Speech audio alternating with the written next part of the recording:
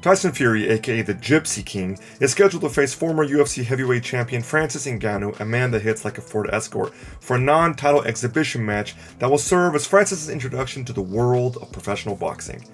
Does Francis have a chance against the unified heavyweight champion, Tyson Fury? Let's find out.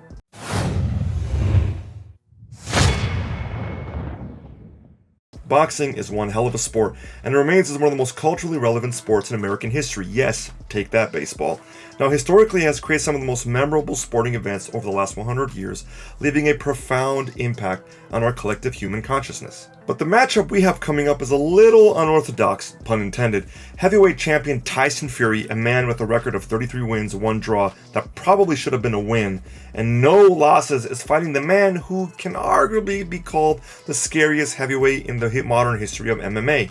Yet, to be frank, anyone who follows boxing will undoubtedly know of the 3 matchups that unified heavyweight champion, WBA, WBO, and IBO Tyson Fury has had against a similar opponent, Deontay Wilder. A man with 43 career wins, 42 of those by knockout. However, his 2 losses and 1 draw came at the hands of Tyson Fury, who, as many remember, rose from the dead and fought on until the bell in one of the craziest moments in the illustrious history of boxing. Can a man like Francis Ngannou fight and beat the indomitable Tyson Fury? Well, let's look at the tail of the tape. Let's get ready to rumble. Introducing your challenger, fighting out of the red corner, a man with 17 wins, 3 losses in MMA, with 12 coming by way of knockout, weighing in at 250 some odd pounds, the Predator of Cameroon, Francis Ngannou.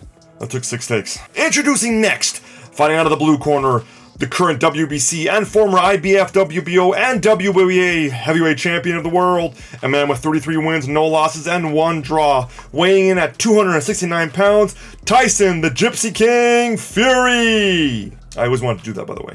Now, to understand the dynamic interplay between these 2 fighters, we need to understand the nature of boxing from the perspective of Tyson Fury.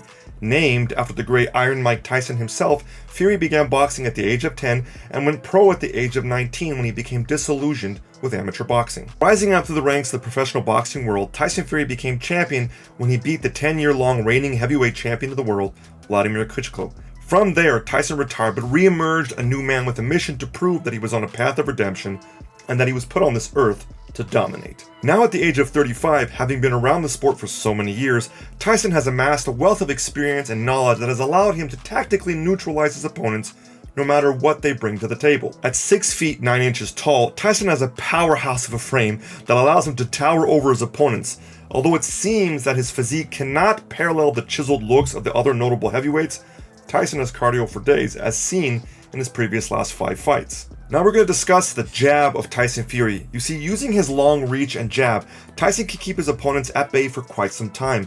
His jab, for example, constantly changes depending upon its need. He can flick it in order to block his opponent's view and disrupt their rhythm. He strong arms his jab through his opponent's defense as a way to gauge distance and score some points. And he can also keep his jab low near his waist and snap it at the last moment in order to hurt and confuse his opponents who can't see the shot coming. He also utilizes that jab in order to force his opponent to change position so that he can use his cross hand to further damage his opponent. His size, however, does not allow him to have the same fluid motion of, let's say, a Sugar Ray Leonard or a Muhammad Ali, but Tyson Fury's movements for someone of his stature is impressive and allows him to create angles through sidestep, L-steps, and pivots. Now, what's even more incredible is that he can constantly switch positions between orthodox and southpaw, being comfortable with both and obviously confusing his opponent. He's also notorious for antagonizing his opponents with his little jabs or crosses and quickly moving out of the way when his opponent effectively attempts to respond with a punishing overhand right. Watch the Klitschko fights and see how easily Fury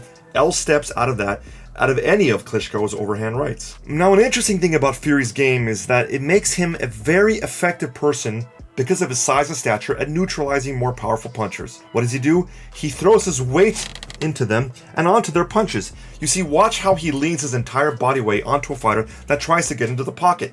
That much weight on a fighter drains the stamina. And you can easily see him do this with his left arm or shoulder, neutralizing their left hand, and when disconnecting, throws a right hook or an uppercut to the portion of the body that's exposed. Now, because he's blocked the left arm or shoulder, the fighter is either forced to move away fast enough or take the hit. All of this is done within a very short period of time and before the ref can even intervene and force the fighters to separate. And that head movement. Watch the Deontay Wilder fight. My God, for a man his size, he sure can move around punches and flares. You see, Tyson Fury before the Wilder fight had announced that Wilder likes to usually do is jab, right, jab, jab, right, jab, cross, right. Now, this is showing that he has excellent fight IQ and can almost predict incoming punches with just the slightest movements of his opponents. So as he's fighting Wilder, he can anticipate all of those shots coming in. One of the most agonizingly anxiety-ridden moments of me watching this fight was when Fury had his hands down and would constantly loop his body in and around Wilder when Wilder was going for signature windmill shots. And of course, the mental warfare. It's not just that he gets in your face and talks smack, it's that he does it again and again and again, constantly talking himself up and forcing the opponent to actually believe there is an issue. Driving this thought pattern onto the skin of his opponent has been such an effective technique, predominantly due to his incredibly verbose and loquacious disposition. Anyone who knows anything about shit-talking will say that it is an extremely effective part of the game and has been the cause of losses to some of the greats. Conor McGregor versus Jose Aldo, for example. Go over Francis Ngannou. Not to downplay Ngannou in any way, but let's face it, he's a power puncher who benefits from the smaller gloves used in mixed martial arts. That isn't to say that he can't do well against someone like Tyson Fury, but he would effectively have to strip the nature of MMA down to its bare parts in order to see what Ngannou actually brings to the table. Yes, he's an extremely strong and powerful puncher, but that does not necessarily mean anything when going up against a fighter of Fury's caliber, within the realm of boxing, for that matter. Now, also, this does not necessarily translate well to 12-ounce gloves. Now, right off the bat, we need to understand that MMA forces its fighters to adopt stances that put them at less risk of being taken down. Hands a little lower, weight shifted forward a bit more, feet closer together, weight on the balls of the feet, etc. Ngannou has the experience in fighting punchy, heavy MMA fighters, but most of his championship fights have been against more well-rounded fighters rather than pure strikers. And yes, you do see him throw hands, but it cannot be compared to the super refined sport that is boxing, also known as the sweet science.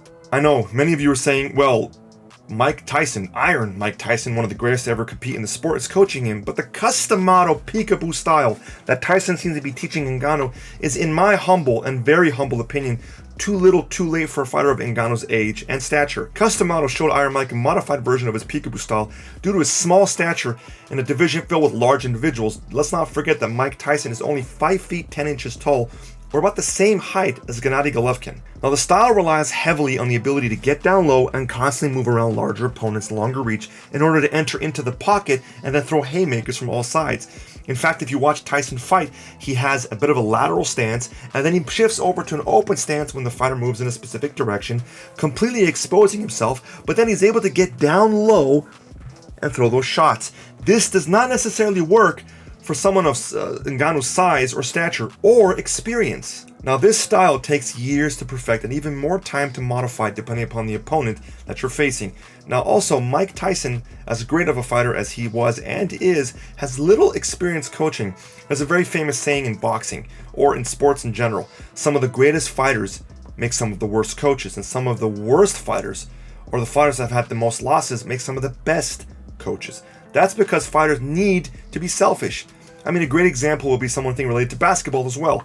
Everyone says that the greatest player in basketball history is arguably Michael Jordan, but also he's arguably one of the worst managers in NBA history as well. Now, I'm not downplaying Mike Tyson's impact at all, and indeed maybe he can do a lot of wonders for Ngannou at such an early stage in his boxing career.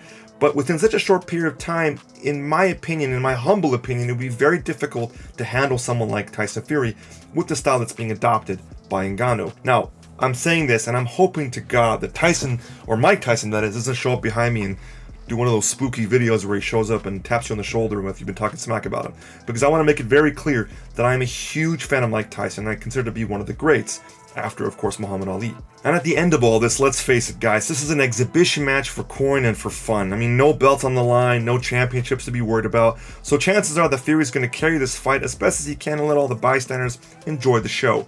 Now, as for Ngannou, he'll show the world what he's made of and pray that he comes out on top one way or the other.